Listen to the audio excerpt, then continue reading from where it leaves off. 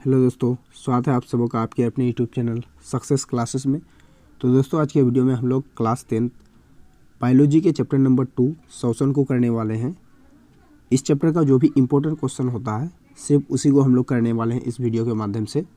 तो इस चैप्टर का एक वीडियो और बन गया है, अगर आपने उसे नहीं देखा है तो प्ले लिस्ट में जाकर के ज़रूर देख लें, या फिर मैं उसका लिंक डिस्क्रिप्शन बॉक्स में डाल दूँगा, वहाँ से आप ज़रूर देख सकते हैं। तो चलिए वीडियो को स्टार्ट करते हैं। तो देखिए, यहाँ से पिछला वाला हो गया था, पौधों में श्वसन वाला हो गया था। अब हम लोग आज करेंगे जंतुओं में श्वसन। देखिए, जंतुओं में श्वसन के अंतर्गत बात करते हैं सूक्ष्म जीव वाला। सूक्ष्म जीव मतलब छोटे मोटे कीड़े मकोड़े, जैसे एक कोशी के जीवों में श्वसन, सूक्ष्म जीव या एक कोशी के जीवों में श्वसन। अब एक कोशी के जीव किसे कहते हैं? तो वैसा जीव जिसके अंदर एक ही कोशिका पाया जाता है उसे एक कोशी के जीव कहेंगे। मनुष्य नहीं आएगा इसके अंतर्गत, मनुष्य के अंतर्गत तो बहुत सारा कोशिका पाया जाता है। ठीक है, चलिए। सूक्ष्म जीव में श्वसन विसरण विधि द्वारा होता है। ये आपसे ऑब्जेक्टिव में पूछा जा सकता है कि जो सूक्ष्म जीव होते हैं, छोटे मोटे जो जीव जंतु होते हैं, वे श्वसन किस विधि द्वारा करते हैं? तो याद रखिएगा, विसरण विधि द्वारा। चलिए, ये विसरण क्या होता है?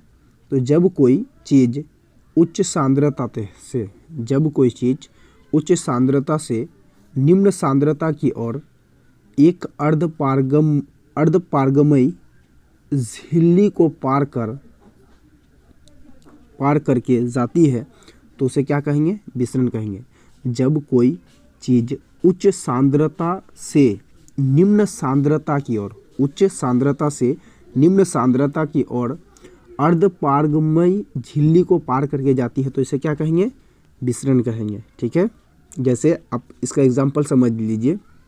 जैसे मान लीजिए, जैसे हम लोग लोहा वगैरह गर्म करते हैं, तो जैसे मान लो कि यहाँ गर्म कर रहे हैं, इस तरह का लोहा है। ठीक है, तो अगर हम लोहा गर्म करेंगे तो क्या होगा? यहाँ ज़्यादा गर्म होगा। ठीक है, और धीरे धीरे क्या होगा? ये इधर आ जाएगा, क्योंकि यहाँ उच्च सांद्रता है, यहाँ ज़्यादा गर्म होगा।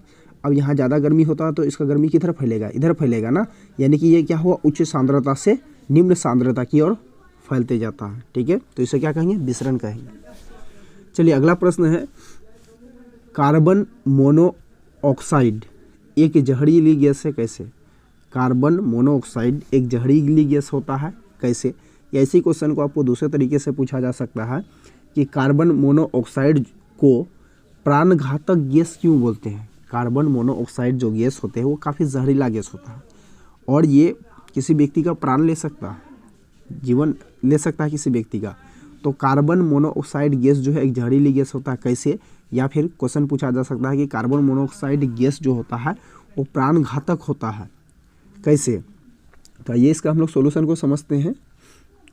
देखिए, कार्बन मोनोऑक्साइड को सबसे जहरीली गैस माना गया है। जो कार्बन मोनोऑक्साइड गैस होता है सबसे ज़्यादा खतरनाक गैस माना जाता है उसको, क्योंकि यह हीमोग्लोबिन से अभिक्रिया करके, हीमोग्लोबिन कहाँ रहता है? हमारे जो रक्त है, रक्त में कोशिकाओं में पाया जाता है हीमोग्लोबिन। तो ये क्या करता है? हीमोग्लोबिन से अभिक्रिया करके क्या करता है? कार्बोलिक अम्ल का निर्माण करता है, कार्बोक्सिलिक अम्ल का निर्माण कर देता है। यह शरीर की कोशिकाओं तक ऑक्सीजन जाने से रोक देता है। देखिए, कार्बन मोनोऑक्साइड गैस जो होता है ना वो काफ़ी जहरीला गैस माना जाता है, क्योंकि ये कार्बन मोनोऑक्साइड गैस क्या करता है? हीमोग्लोबिन से अभिक्रिया करके कोशिकाओं में पाया जाता है। हमारे शरीर के जो कोशिका है उस कोशिका में हीमोग्लोबिन पाया जाता है। तो ये कार्बन मोनोऑक्साइड गैस क्या करता है? कोशिका में हीमोग्लोबिन से अभिक्रिया कर लेता है। अभिक्रिया करने के बाद क्या करता है कि वो शरीर के अंदर जो कोशिका होते हैं, कोशिका में ऑक्सीजन जाने का रास्ता ही बंद कर देता है। ऑक्सीजन के अभाव में व्यक्ति का क्या होता है? मौत हो जाता है। अगर हम लोग को ऑक्सीजन नहीं मिलेगा तो हम लोग क्या होंगे? मर जाएंगे। ठीक है, जिसके कारण क्या होता है? ये कार्बन मोनोऑक्साइड गैस को प्राणघातक गैस कहा जाता है। समझ में आया? कार्बन मोनोऑक्साइड गैस को प्राणघातक गैस क्यों कहते हैं? क्योंकि कार्बन मोनोऑक्साइड गैस जो होता है ना काफ़ी जहरीला गैस होता है और ये हमारे शरीर में हीमोग्लोबिन के साथ अभिक्रिया करके क्या करता है कि ऑक्सीजन का रास्ता रोक देता है, जिसके कारण व्यक्ति का क्या होता है? ऑक्सीजन के अभाव में मृत्यु हो जाती है। इसलिए कार्बन मोनोऑक्साइड गैस को प्राणघातक गैस या जहरीले गैस कहते हैं। ठीक, चलिए अगला प्रश्न है, श्वसन और दहन में अंतर बताएं। देखिए, ये क्वेश्चन जो है ना काफ़ी इंपॉर्टेंट क्वेश्चन है और एग्ज़ाम में बहुत बार पूछा जा चुका है। ये क्वेश्चन बहुत बार पूछा है। कि श्वसन और दहन में अंतर बताएं। तो इसका अंतर है श्वसन और दहन में अंतर निम्न है। आंसर लिखना है कि श्वसन और दहन में अंतर निम्न है। लिखने के बाद अपने कॉपी को 2 भागों में इस तरह से बांट देना है। एक तरफ लिखना है श्वसन और दूसरी तरफ दहन। देखिए इसमें पहला जो अंतर होगा वो यह क्रिया सजीवों में होता है, यानी कि श्वसन क्रिया किस में होता है? श्वसन कौन लेता है? श्वसन मतलब सांस लेना। सांस कौन लेगा? सजीव लेगा। हम लोग लेंगे, आप लोग लेंगे, है ना। जितने जीव जंतु है, पेड़ पौधा, जितने भी मनुष्य है, कुत्ता बिल्ली जानवर, ये सब क्या है? सजीव है। तो सजीवों में श्वसन होगा। अगर श्वसन नहीं लेंगे तो हम लोग मर जाएंगे, ठीक है। तो श्वसन क्रिया किस में होता है? सजीवों में होता है। और दहन क्या होता है? निर्जीवों में होता है। देखिए सजीव कभी जलता नहीं है, जैसे पेड़ पौधा जब तक जिंदा रहता है, जब तक हरा भरा रहता है, वो जलता नहीं है ना। जब वो मर जाता है तब वो जलता है। तो यानी कि मरने के बाद क्या हुआ? वो निर्जीव हो गया। तो सजीव जो है ना जलता नहीं है, जबकि निर्जीव क्या होता है? जलता है। इसलिए श्वसन की क्रिया सजीवों में होता है और दहन की क्रिया किस में होता है? निर्जीव में होता है। उसका ऑपोजिट बोलना है। अगला है, यह एक जैविक क्रिया है। श्वसन क्रिया क्या होता है? जैविक क्रिया होता है, ठीक है। और जो दहन वाला क्रिया है क्या है? रासायनिक क्रिया है। तो दूसरा अंतर याद रखिएगा कि श्वसन क्रिया जो हो वो जैविक क्रिया है और दहन क्रिया कैसा है? वो रासायनिक क्रिया है। तीसरा अंतर है, श्वसन जीवों का अपना नियंत्रित प्रक्रम होता है। श्वसन जो है जीवों का अपना नियंत्रित प्रक्रम होता है। और दहन के बारे में लिखना है कि यह एक अनियंत्रित प्रक्रम होता है। श्वसन जीवों का क्या होता है? एक नियंत्रित प्रक्रम होता है और दहन अनियंत्रित प्रक्रम होता है। चलिए अगला है कि श्वसन मंद दहन का उदाहरण है। श्वसन मंद दहन का उदाहरण है और जो दहन होता है वो तीव्र प्रक्रिया का उदाहरण होता है। श्वसन मंद दहन का उदाहरण है और जो दहन है वो तीव्र प्रक्रिया होती है। यानी कि श्वसन क्या होता है? धीरे धीरे होता है और दहन बड़ा तेजी फटाट से जल जाता है। चलिए अगला प्रश्न है, नसा गुहा के बारे में बताएं। ठीक है, ये क्वेश्चन उतना इम्पोर्टेंट तो है नहीं, फिर भी ऑब्जेक्टिव के लिए आपको याद रखना है। देखिए नसा गुहा के बारे में बताएं, मतलब नसा गुहा क्या होता है इसके बारे में बताना है कि नाक श्वसन तंत्र का सबसे प्रारंभिक भाग होता है। नसा गुहा मतलब नाक, ठीक है। तो नाक जो है यानी कि नसा गुहा जो है वो श्वसन तंत्र का यानी सांस लेने के लिए सबसे पहला भाग अंग होता है, ठीक है। हम लोग जो सांस लेते हैं, हालांकि वो फेफड़ा से लेते हैं अलग सी बात है, लेकिन जाता कहाँ से है? नाक के 2 छिद्र जो होते हैं उसके द्वारा जाता है ना। तो जो श्वसन होता है, श्वसन तंत्र, नाक जो है ना श्वसन तंत्र का सबसे पहला भाग होता है। इसमें 2 छिद्र पाए जाते हैं। नाक में 2 छिद्र, एक लेफ्ट और राइट साइड में। दूसरा है, नाक के दोनों छिद्र पीछे जाकर एक चौड़े क्षेत्र में खुलते हैं। नाक का जो 2 छिद्र है वो आगे जाकर के अंदर जाकर के क्या होता है? एक चौड़ा सा जगह में जाकर के खुलता है, जिसे हम लोग क्या कहते हैं? नसा गुहा कहते हैं।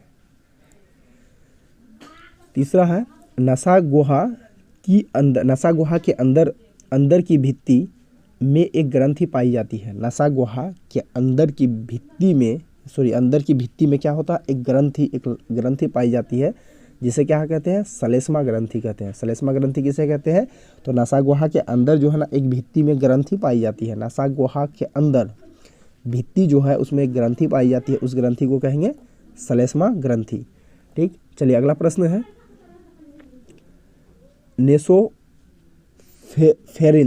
नेसोफेरिन्स के बारे में बताएं। यानी कि कहने का मतलब यह है कि नेसोफेरिन्स क्या है? तो इसका आंसर है, नसा गुहा के आगे में घुमावदार रास्ते को, नसा गुहा यानी कि नाक का 2 छिद्र है ना, उसके अंदर का जो पहला भाग होता है, चौड़ा वाला भाग, उसको बोलते हैं नसा गुहा। तो नसा गुहा के आगे यानी नसा गुहा से और अंदर और आगे एक घुमावदार रास्ता मिलता है, ठीक है। उसे क्या कहते हैं? ग्रसनी या नेसोफेरिन्स कहते हैं। ग्रसनी या नेसोफेरिन्स कहते हैं, ठीक है। अगला है, नेसोफेरिन्स एक छिद्र द्वारा श्वास नली में खुलती है। नेसोफेरिन्स एक छिद्र द्वारा कहाँ खुलती है? श्वास नली में खुलती है, जिसे ग्लोटिस कहते हैं। नेसोफेरिन्स एक छिद्र द्वारा श्वास नली में खुलती है, जिसे ग्लोटिस कहते हैं। अगला है, तीसरा पॉइंट है कि ग्लोटिस एक उपस्थित युक्त कपार द्वारा ढका हुआ रहता है जिसे एपिग्लोटिस कहते हैं। ग्लोटिस एक उपस्थित, ठीक है, उपस्थित युक्त कपाट द्वारा ढका हुआ रहता है जिसे एपिग्लोटिस कहते हैं। चलिए अगला है लैरिंक्स के बारे में बताएं। ये देखिए ये सब क्वेश्चन जो है ना इतना इम्पोर्टेंट है नहीं, ठीक है, ऐसे ही नॉलेज के लिए, ये एग्जाम में उतना नहीं पूछता है सब क्वेश्चन। लैरिंक्स के बारे में बताएं तो नेसोफेरिंस से आगे की ओर बढ़ने पर, नेसोफेरिंस के आगे की ओर अगर बढ़ते हैं तो वायुमार्ग सीधा हो जाता है, ठीक है। यहाँ से ट्रेकिया के पहले का जो क्षेत्र होता है उसे लैरिंक्स कहते हैं। यह भी क्या होता है, उपस्थि का बना होता है। चलिए इसको पढ़ लीजिए आप लोग अपना। आगे देखिए अगला प्रश्न है ट्रेकिया या श्वास नली के बारे में बताया। हाँ ये फिर ठीक है क्वेश्चन, हालांकि ये क्वेश्चन भी उतना नहीं पूछता है बार बार, जो एग्जाम में बार बार पूछता है ना वो क्वेश्चन मैं आपको बताते चलूँगा, ठीक है। तो चलिए फिर भी पढ़ना है। ट्रेकिया या श्वास नली के बारे में बताया। देखिए ट्रेकिया या श्वास नली जो होता है ये श्वास लेने का एक कह सकते हैं कि एक रास्ता होता है, ठीक है। ये खास करके तिलचट्टा वगैरह में पाया जाता है। चलिए यह एक लंबी चौड़ी और उपस्थि की बनी हुई एक नालिका होती है जो लैरिंक्स के आगे भाग में स्थित होती है, ठीक। दूसरा है गर्दन को पार करते ही छाती में, गर्दन को पार करते ही छाती में ट्रेकिया के दो भाग बन जाते हैं। गर्दन को जैसे पार करता है आगे छाती में क्या होता है, ट्रेकिया का दो भाग बन जाते हैं जिसे हम लोग क्या कहते हैं, ब्रोकाई कहते हैं। चलिए ये सब उतना इम्पोर्टेंट है नहीं। ब्रोकाई के बारे में बताएं तो ट्रेकिया के आगे का भाग जो होता है ना वो ब्रोकस कहलाता है। ब्रोकस के बारे में बताएं तो ट्रेकिया के जो आगे वाला भाग होता है उसे क्या कहेंगे, ब्रोकस कहेंगे। अगला है ट्रेकिया के आगे जाकर उल्टे वाई के आकार में दो भाग में बढ़ जाती है, यानी कि ब्रोकस क्या होता है कि ट्रेकिया के आगे जाकर के उल्टा वाई। चलिए अगला प्रश्न देखिए फेफड़ा के बारे में बताएं तो दोनों ब्रोकस से एक एक फेफड़ा लगे होते हैं। फेफड़ा के बारे में बताएं तो दोनों जो ब्रोकस होता है, ठीक है, छाती के अगला वाला पार्ट ब्रोकस होता है, तो दोनों ब्रोकस में क्या होता है, एक एक फेफड़ा लगा हुआ था, लेफ्ट साइड और राइट साइड। अगला है प्रत्येक फेफड़ा दोहरी झिल्लियों से घिरा होता है। जो फेफड़ा होता है हम लोग का वो दोहरी झिल्ली से, डबल झिल्ली से क्या होता है, घिरा रहता है, जिसे पल्मोनरी झिल्ली कहते हैं। पल्मोनरी झिल्ली किसे कहते हैं, तो हमारे जो फेफड़ा है वो डबल झिल्ली से घिरा हुआ रहता है जिसे पल्मोनरी झिल्ली कहते हैं। तीसरा पॉइंट है दोनों फेफड़े को मिलाकर लगभग 700 कुपिकाओं के गुच्छे पाए जाते हैं। देखिए ऑब्जेक्टिव में पूछा जा सकता है कि हमारे जो दोनों फेफड़े हैं, दोनों फेफड़े को मिलाकर के कितने कुपिकाएँ पाए जाते हैं, तो याद रखिएगा 700 कुपिकाएँ लगभग पाए जाते हैं हमारे दोनों फेफड़े को मिला करके। आगे है मनुष्य के दोनों फेफड़ों में लगभग 3 × 10⁸ आयुकोष पाए जाते हैं। ऑब्जेक्टिव में पूछेगा कि मनुष्य का जो दोनों फेफड़ा होता है, दोनों फेफड़ा मिला करके कुल कितना आयुकोष पाए जाते हैं, तो 3 × 10⁸, 3 × 10⁸ आयुकोष पाए जाते हैं, ठीक है। चलिए अगला है मनुष्य के फेफड़ों में श्वसन गैसों का आदान प्रदान के लिए लगभग 400 से 600 वर्ग फीट सतह उपस्थित होते हैं। मनुष्य के फेफड़ा में श्वसन गैसों का आदान प्रदान करने के लिए, मतलब ऑक्सीजन लेने के लिए और कार्बन डाइऑक्साइड बाहर निकालने के लिए 400 से 600, लगभग 400 से 600 स्क्वायर फीट क्या होता है, वर्ग फीट सतह होते हैं, जगह होते हैं, ठीक है। चलिए अगला प्रश्न है प्रश्वास किसे कहते हैं। देखिए ये इंपॉर्टेंट क्वेश्चन है कि प्रश्वास किसे कहते हैं। तो इसका एक शॉर्ट आंसर है कि ऑक्सीजन को शरीर के अंदर ग्रहण करना प्रश्वास कहलाता है, ठीक है। अगर इसका शॉर्टकट में ये समझ लो कि प्रश्वास किसे कहते हैं, तो हम लोग जो ऑक्सीजन लेते हैं ना, ऑक्सीजन हमारे शरीर के अंदर जाता है, फेफड़ा तक जाता है, इसको बोलेंगे प्रश्वास। आइए इसका विस्तार पूर्वक समझते हैं। इतना नहीं लिखना होगा, थोड़ा बड़ा करके लिखना होगा इसको। कैसे लिखेंगे एग्जाम में, तो ये देखिए श्वसन क्रिया के दौरान हवा नाक से होते हुए फेफड़ा तक पहुंचता है। देखिए जब हम लोग श्वसन करते हैं, जब हम लोग सांस लेते हैं तो हवा जो होता है नाक के रास्ते से कहाँ चलता जाता है, वो फेफड़ा तक पहुँच जाता है। ठीक है, नाक के रास्ते से कहाँ गया, फेफड़ा तक गया। चलिए, एवं ऑक्सीजन का फेफड़ा की दीवारों में स्थित, ये जो ऑक्सीजन जो हम लोग नाक की सहायता से ऑक्सीजन लिए, नाक के माध्यम से क्या हुआ, ऑक्सीजन हमारे फेफड़ा तक पहुंचा। ठीक है, और ये फेफड़ा क्या करता है, ये ऑक्सीजन क्या करता है, फेफड़ा का जो दीवार है, ठीक है, उस दीवार में जो स्थित होते हैं रक्त कोशिका के माध्यम से हीमोग्लोबिन की सहायता से शरीर के सभी कोशिकाओं में जाने की क्रिया को प्रश्वास कहते हैं। देखिए, आप समझिए, देखिए प्रश्वास किसे कहते हैं, सामान्य तौर पर इसका डेफिनेशन नहीं हुआ, हम लोग जो सांस लेते हैं ना, यानी कि ऑक्सीजन को शरीर के अंदर लेना प्रश्वास कहलाता है। लेकिन इसको थोड़ा डिटेल्स में कैसे बोलेंगे, तो श्वसन क्रिया के दौरान, यानी कि जब हम श्वसन करते हैं, सांस लेते हैं, तो जो वायु है, हवा है, वो नाक के रास्ते कहाँ पहुँचता है, हमारे फेफड़ा तक पहुँचता है। और फेफड़ा की जो दीवार है, दीवार में स्थित जो रक्त कोशिका है, फेफड़ा के दीवार में स्थित जो रक्त है, उस रक्त की सहायता से ये कहाँ चले जाता है, हमारे शरीर के अंदर जितने भी कोशिका है वहाँ तक पहुँच जाता है। ठीक है, हमारे शरीर में जितने भी कोशिका है वहाँ तक पहुँच जाता है। तो इस प्रक्रिया को क्या कहेंगे, प्रश्वास कहेंगे। यानी कि ऑक्सीजन को हम लोग नाक के सहायता से फेफड़ा में लेना और फेफड़ा से उसको शरीर के अंदर जितने भी कोशिका है वहाँ तक पहुँचाना प्रश्वास कहलाता है। फिर से एक बार समझिए, प्रश्वास किसे कहते हैं, तो ऑक्सीजन को नाक की सहायता से फेफड़ा में पहुँचना और फेफड़े से हमारे शरीर के अंदर जितने भी कोशिकाएं हैं वहाँ तक ऑक्सीजन पहुँचना, ये क्या कहलाएगा, प्रश्वास कहलाएगा। ठीक है, आइए इसका शॉर्ट आंसर समझते हैं हम लोग।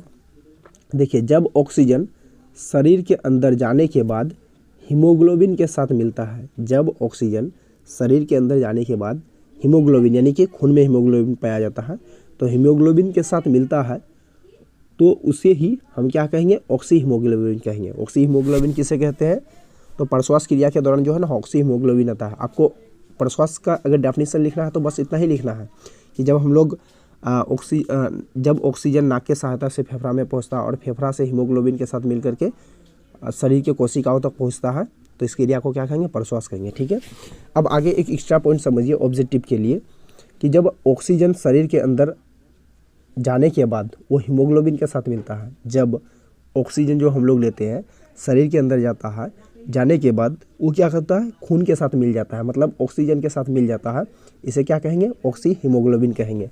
ठीक, तो oxy haemoglobin plus oxygen, haemoglobin plus oxygen दोनों मिलकर के क्या बनाएगा, ऑक्सी हीमोग्लोबिन बनेगा। तो आपको ज़्यादा बेटर रहेगा कि प्रश्वास का अगर आप डेफिनेशन लिख रहे हैं, जैसे 2 मार्क्स वाला क्वेश्चन है, तो आप कम से कम ऐसा कीजिए कि इतना लिखने के बाद यहाँ तक कम से कम सूत्र सहित अगर दिखा देते हैं तो आपको पूरा मार्क्स मिलेगा। हालांकि आप थ्योरी भी वो शुरुआत का लिख करके छोड़ देते हैं तो भी ये काफ़ी है, यहीं तक अगर लिख करके छोड़ देंगे तो भी पूरा मार्क्स मिलेगा। ठीक है, तो ये लिख दोगे तो ज़्यादा बेटर रहेगा सूत्र तक। ठीक है, चलिए, ऑक्सीजन को शरीर के अंदर लेना प्रश्वास कहलाता है, यानी एक शॉर्टकट में इसको समझेंगे। प्रश्वास किसे कहते हैं, तो ऑक्सीजन को शरीर के अंदर जो हम लोग लेते हैं ना, इसे प्रश्वास कहते हैं। आई होप आपको प्रश्वास अच्छी तरह से समझ में आया होगा, ये इंपॉर्टेंट क्वेश्चन है। देखिए, अगला प्रश्न है, उच्छ्वास किसे कहते हैं। ठीक है, प्रश्वास का जस्ट उल्टा होता है। प्रश्वास किसे कहते हैं, शॉर्टकट में ऑक्सीजन को शरीर के अंदर लेना प्रश्वास कहलाता है। ठीक है, और उच्छ्वास किसे कहते हैं, तो हमने जो ऑक्सीजन ग्रहण किया, हम लोग निकालते क्या, ऑक्सीजन लेते हैं और क्या निकालते हैं, कार्बन डाइऑक्साइड निकालते हैं, यानी कि कार्बन डाइऑक्साइड जो गैस बना उसको शरीर से बाहर निकालना, यही उच्छ्वास कहलाएगा। आइए इसका डिटेल्स में समझते हैं। तो श्वसन क्रिया के दौरान, यानी कि जब हम लोग श्वसन करते हैं, शरीर के सभी कोशिकाओं में निर्मित O2 यानी कि CO2 यानी कार्बन डाइऑक्साइड जिसको कहते हैं, पुनः हीमोग्लोबिन के साथ मिलकर फेफड़ा तक आता है। देखिए, हम लोग जब श्वसन करते हैं यानी कि ऑक्सीजन लेते हैं, वो सबसे पहले हमारे क्या होता है, फेफड़ा तक पहुँचता है, और फेफड़ा में क्या होता है, हीमोग्लोबिन के साथ मिलकर के कहाँ चल जाता है, हमारे शरीर के अंदर जितनी भी कोशिका है कोशिका तक पहुँच जाता है, और कोशिका में ग्लूकोज के साथ अभिक्रिया करके क्या बनाता है, कार्बन डाइऑक्साइड गैस बनाता है, और वो कार्बन डाइऑक्साइड गैस वापस उस हीमोग्लोबिन के साथ मिल करके कहाँ पहुँचता है, वापस हमारे फेफड़ा तक पहुँचता है, और फेफड़ा क्या करता है, उसको नाक की सहायता से बाहर निकाल देता है। यानी कि कार्बन डाइऑक्साइड को शरीर से कार्बन डाइऑक्साइड को हीमोग्लोबिन के साथ कार्बन डाइऑक्साइड को शरीर से बाहर निकालना उच्छ्वास कहलाता है। ठीक है, तो इसका आंसर लिखेंगे, श्वसन क्रिया के दौरान शरीर के सभी कोशिकाओं में जो निर्मित कार्बन डाइऑक्साइड है, शरीर के जितने भी कोशिकाएं हैं, हम लोग जो शोषण किए, ऑक्सीजन लिए, ठीक है, वो कहाँ चले गया, शरीर में जितने भी कोशिका है वहाँ चले गया, और वहाँ ग्लूकोज के साथ अभिक्रिया करके क्या बना दिया, कार्बन डाइऑक्साइड गैस बना दिया, ठीक है।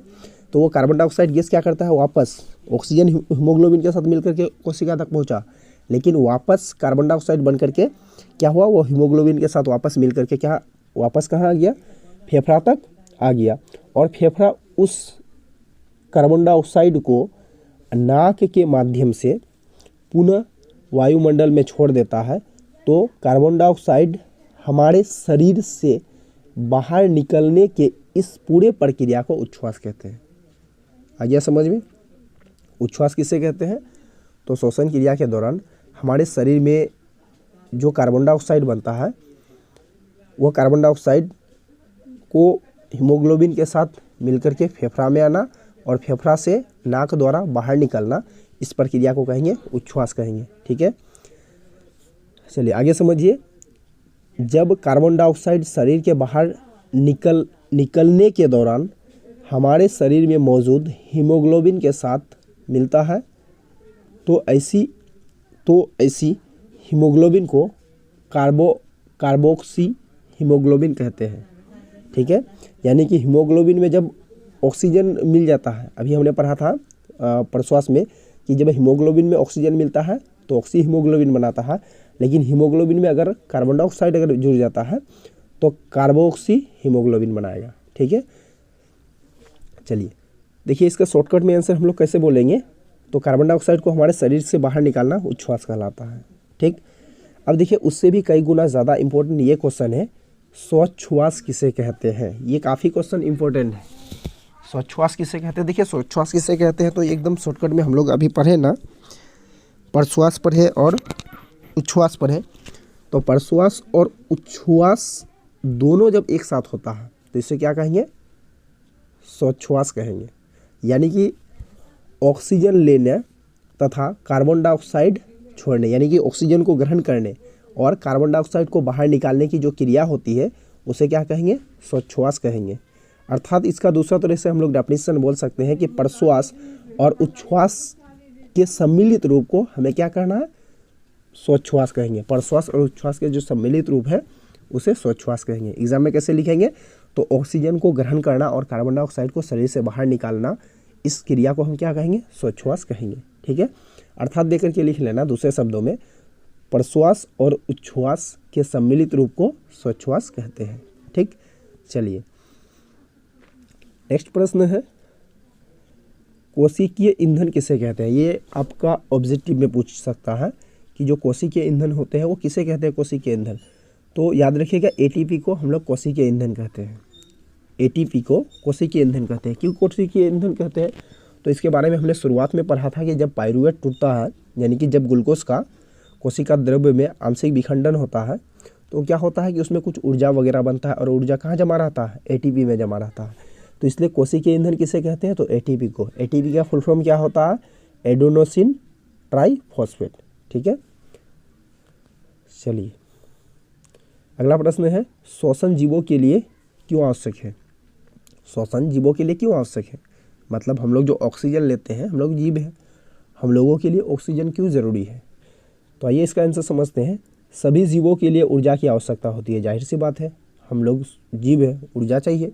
ऊर्जा नहीं होगा तो हम लोग काम कैसे करेंगे, कैसे चलेंगे फिरेंगे। हम लोग को चलने फिरने के लिए या फिर किसी भी काम को करने के लिए, बोलने के लिए, अभी जो मैं बोल रहा हूँ इसके लिए भी ऊर्जा चाहिए, है ना। श्वसन जीवों के लिए क्यों आवश्यक है, यानी कि ऊर्जा हम लोग को सांस हम लोग क्यों लेते हैं, जीवित रहने के लिए, है ना। चलिए, सभी जीवों के लिए ऊर्जा की आवश्यकता होती है, जाहिर सी बात है। चूँकि श्वसन क्रिया के दौरान क्या होता है, ही ऊर्जा का निर्माण होता है। देखिए, श्वसन क्रिया के द्वारा ही ऊर्जा का निर्माण होता है। ये तो अभी हम लोग भली भांति अब समझने लगे। श्वसन जब तक हम लेंगे नहीं, जब तक हम लोग सांस लेंगे नहीं, वो क्या होगा, हीमोग्लोबिन को तोड़ेगा नहीं। जब तक हीमोग्लोबिन टूटेगा नहीं तो शरीर में ऊर्जा तो बनेगा ही नहीं ना। इसलिए हम लोग क्या करेंगे, श्वसन हमारे लिए क्यों जरूरी है, तो श्वसन हमारे लिए बहुत ही ज़रूरी है ऊर्जा बनाने के लिए, ठीक है। जब तक हम लोग श्वसन नहीं लेंगे, श्वसन क्रिया होगा नहीं तो ऊर्जा का निर्माण होगा नहीं। इसलिए श्वसन क्रिया क्या होता है, सभी जीवों के लिए बहुत ही ज़रूरी होता है, ठीक है।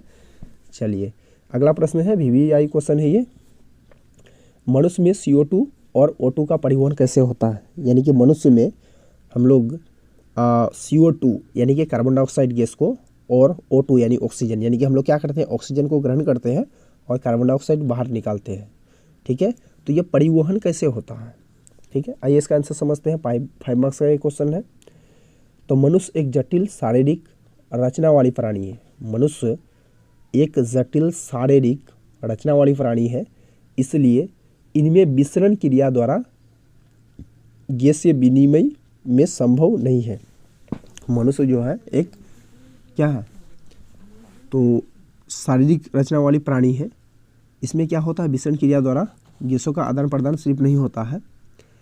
कुपिका भित्ति में, अभी हमने पढ़ा था हृदय में, हृदय के बारे में, फेफड़ा पढ़ते समय कुपिका भित्ति। ठीक है, तो कुपिका भित्ति में पाए जाने वाले रक्त का श्वसन वर्णक हीमोग्लोबिन ऑक्सीजन से मिलकर ऑक्सी हीमोग्लोबिन बनाता है। यानी कि क्या करता है, जो ऑक्सीजन है हीमोग्लोबिन के साथ मिलकर के क्या बनाता है, ऑक्सी हीमोग्लोबिन बनाता है। यह ऑक्सीजन का उपयोग स्थल तक छोड़कर पूर्ण हीमोग्लोबिन बन जाता है। ठीक है, यह ऑक्सीजन को उपयोग स्थल तक, यानी कि ऑक्सीजन का जहाँ उपयोग है वहाँ तक छोड़ देता है। ठीक है, पूर्ण हीमोग्लोबिन बन जाता है। यह रक्त में घुलित कार्बन डाइऑक्साइड को भी कुपिकाओं में छोड़ देता है। फिर फेफड़ा में चिपकने पर CO2 यानी कार्बन डाइऑक्साइड अपने आप बाहर निकल जाता है, अपने आप बाहर निकल जाती है।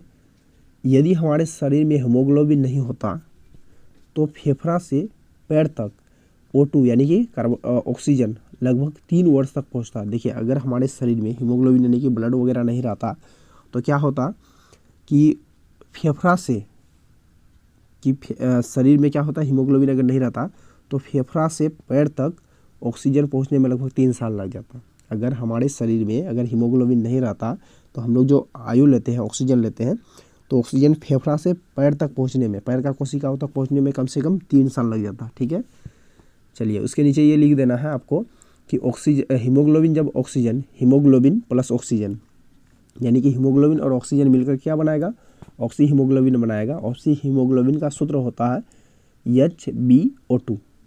उसके बाद हीमोग्लोबिन और कार्बन डाइऑक्साइड यानी कि हीमोग्लोबिन और कार्बन डाइऑक्साइड मिलकर के क्या बनाएगा, कार्बोक्सी हीमोग्लोबिन बनाएगा। ये आपको ऑब्जेक्टिव के लिए याद रखना है, ऑब्जेक्टिव के लिए भी पूछेगा। ठीक है, और इसका सूत्र होता है कार्बोक्सी हीमोग्लोबिन का HbCO2। चलिए देखिए, ऑब्जेक्टिव के लिए सब याद रखना है। यहाँ से एक ऑब्जेक्टिव हर साल पूछता है। ATP का फुल फॉर्म आपको बोलेगा, ATP का फुल फॉर्म बताए यानी कि पूरा। तो ATP का फुल फॉर्म क्या होता है, देखिए ए से याद रखिएगा, हमेशा ए लगा हुआ है ना, तो तीनों ए का मतलब एडिनोसिन एडिनोसिन एडिनोसिन। ठीक है, T मतलब ट्राई, ट्राई मतलब 3। ठीक है, T मतलब ट्राई, और D मतलब डाई DI, M मतलब मीमो मीनो। ठीक है, और उसके बाद P मतलब पी, और तीनों P का मतलब क्या हुआ था, फॉस्फेट होता है। बस आपको क्या करना है कि इसमें इतना ही याद रखना है कि A का मतलब क्या हुआ, एडिनोसिन हो जाएगा, और लास्ट वाला P का मतलब क्या होता है, फॉस्फेट हो जाएगा। अब बीच में क्या है, T है, D है, M है, इनका मतलब याद रखना है।